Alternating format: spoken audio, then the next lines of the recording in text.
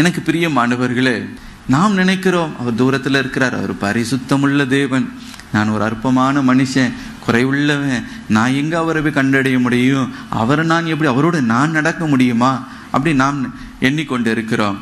ஆனால் இயேசு ஒரு காரியத்தை ஓமையின் மூலமாக பிதாவின் அன்பை, அப்பாவின் அன்பை அவர் வெளிப்படுத்தினார். நம்முடைய பரம தகப்பன் எப்படிப்பட்ட இருதயம் உள்ளவர் தெரியுமா?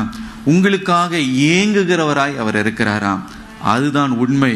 என்னென்றால் இயேசு சொன்னார், நானே வழியும் சத்தியமுமாய் இருக்கிறேன், நான் பேசுகிற வார்த்தை அது சத்தியமுள்ளவைகள் என்று அவர் சொல்லி இருக்கிறார்.